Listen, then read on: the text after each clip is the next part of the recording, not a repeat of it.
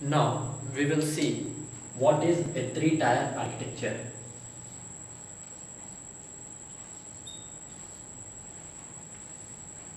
What is my main intention behind developing any kind of application? My main intention is to store the data and to retrieve the data. If I want to store the data, I need a database. What is that I need? I need a database to store the data. So let us say I'm using a database called as Microsoft SQL Server. I have got a database. Now, what is that I need to do? I need to store the data into the database and I need to retrieve the data from the database. If I want to store the data and retrieve the data from the database, I need to write some logic. And this logic is called as data access logic. So with this logic, what is that I will be doing? I will be storing the data into the database and I will be retrieving data from the database. And I will be writing this logic using ADO.NET in .NET. And if I am going for Java, I will be using JDBC. And my database could be SQL Server or it could be Oracle. My database could be any. Now, I got the data access layer or data access logic.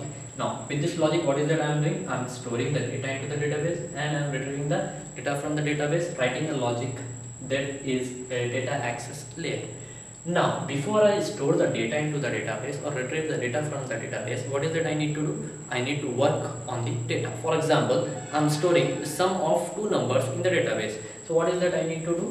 I need to perform the addition operation a plus b. I need to perform this. I need to work on the data a and b and I will get a result c. So that result I will be storing in the database. So before storing the data into the database, I will be working on that data. So that I perform on my business logic layer. So I do in business logic layer. So I'll be writing my business logic using C# or VB.NET, anything in our .NET. Or if we go for Java, there will be using Java programming language.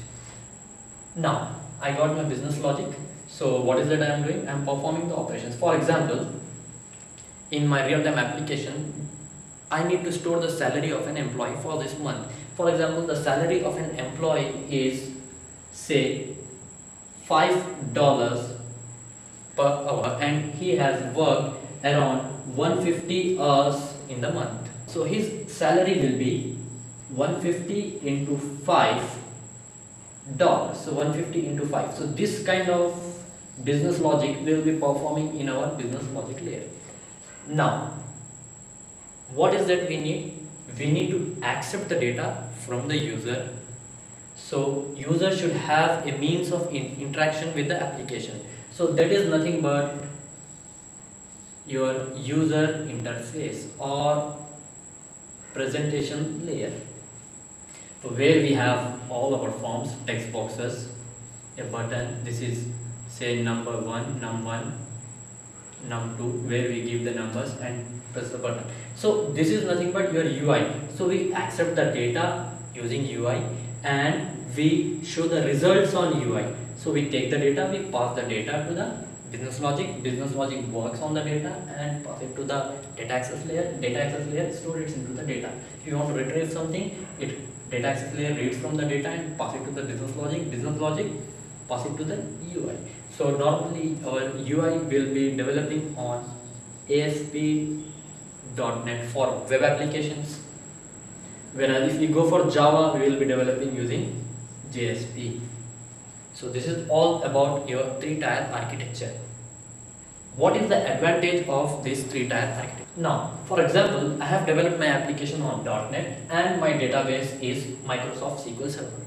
Now, tomorrow, client has asked me and he has said that now my database has been changed from Microsoft SQL to some other database, for example, to Oracle or to MS Access, whatever it may be.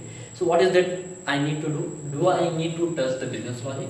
Do I need to touch UI? No, I need not to touch these layers. I need to work only on my data access layer. I need to change my data access layer.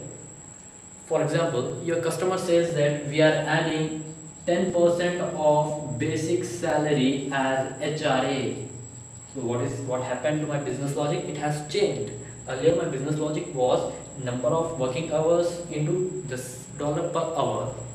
Now it has been increased to 10% of this as HRA. So what is that I need to do? I need to work only on business logic. I need to change the business logic. That's it. And tomorrow somebody have asked me to change the UI.